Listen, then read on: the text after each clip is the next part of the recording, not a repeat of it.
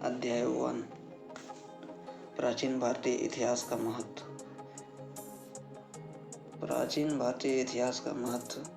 प्राचीन भारत के इतिहास का अध्ययन कई दृष्टियों से महत्वपूर्ण है।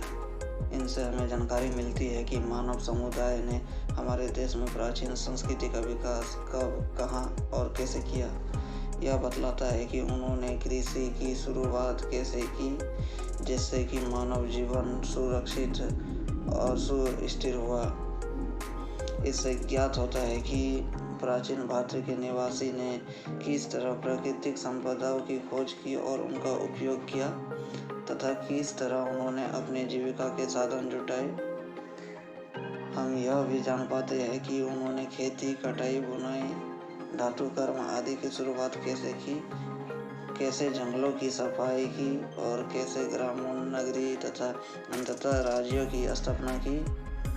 कोई समुदाय तब तक सभ्य नहीं समझा जाता जब तक कि वो लिखना ना जानता हो। आज भारत में जो विभिन्न प्रकार की लिपियाँ प्रचलित है, उन सब का विकास प्राचीन लिपियों से हुआ है। हमारी आज की भाषाओं का भी वही हाल है। हमारी वर्तमान भाषाओं की जड़ें अतीत में और वे कई युगों में विकसित हुई है। अनेकता में एकता। प्राचीन भारत का इतिहास बड़ा रोचक है क्योंकि भारत अनेक मानव प्रजाति का संगम रहा है। पाक, आर्य, हिंद आर्य, यूनानी, शक, हुन और तुर्क आदि अनेक प्रजातियों ने भारत अपना घर बनाया। प्रत्येक प्रजाति ने भारतीय सामाजिक व्यवस्था, शिल्पकला, वास्तुकला और साहित्य के विकास में यथाशक्ति अपना अपना योगदान दिया।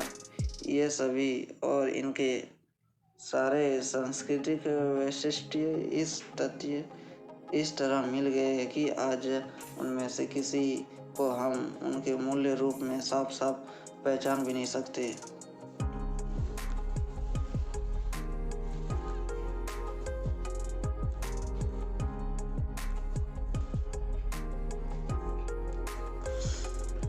प्राचीन भारतीय संस्कृति की विलक्षणता यह रही है कि इनमें उत्तर और दक्षिण के तथा पूर्व और पश्चिम के सांस्कृतिक उत्पादन समेकित हो गई है। आर्य संस्कृति उत्पादन उत्तर के वैदिक और संस्कृत मूलक संस्कृति के अंग है, तो पारक आर्य जातीय उपादान दक्षिण की द्रविड़ और तमिल संस्कृति से आई है। लेकिन द्रविड़, मुंडा और अनेक संस्कृतेतर भाषाओं के बहुत सारे शब्द उन वैदिक ग्रंथों में भी पाए जाते हैं जिनका काल 1500 से 500 ईसा पूर्व के बीच बताया जाता है। ये शब्द प्रायद्वीप एवं विदेतर भारत से संबंध, विचारों, संस्थाओं, उत्पादनों और निवासियों के द्योतक है। इसी प्रकार पाली और संस्कृत के बहुत शब्द जो गंगा के मैदान में विकसित विचारों और संस्थाओं के द्योतक है, ये लगभग 300 ईस्वी पूर्व से 600 ईस्वी के संगम नाम से प्रसिद्ध प्राचीनतम तमिल ग्रंथों में मिलती है। इनमें भारत के पूर्वांचल में भी जहाँ पाक आर्य जातियाँ बसी हुई है अपना योगदान किया है।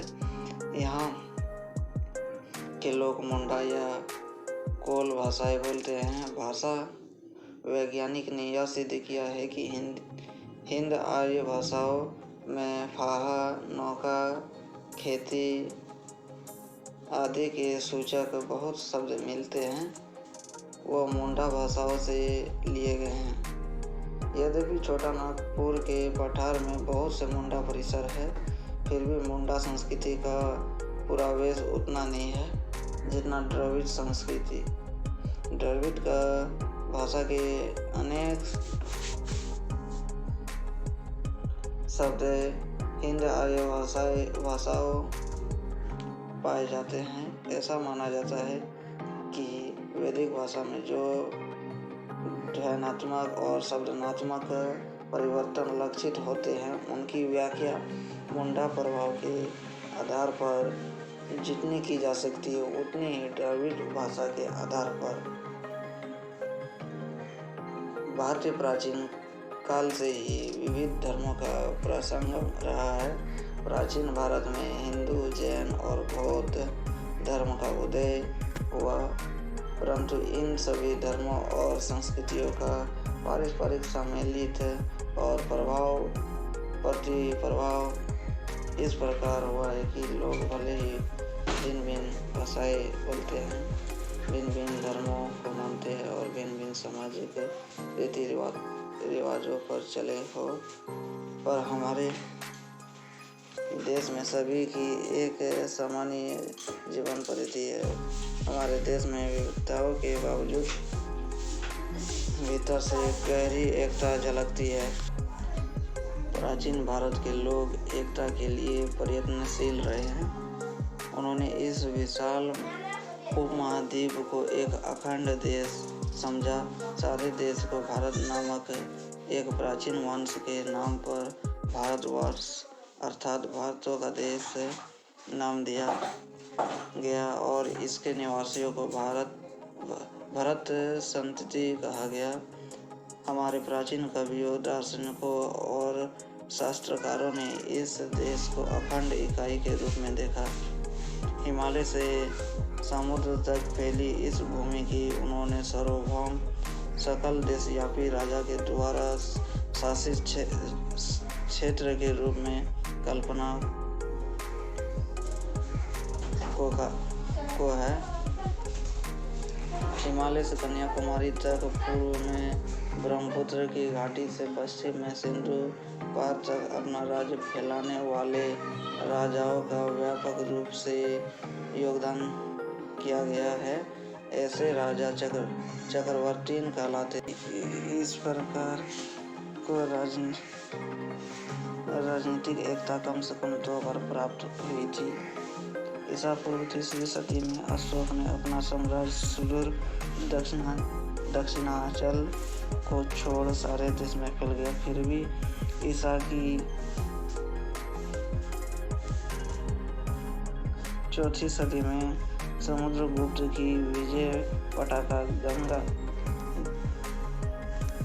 गंगा की घाटी से तमिल देश के छोर तक पहुंची। 7वीं सदी में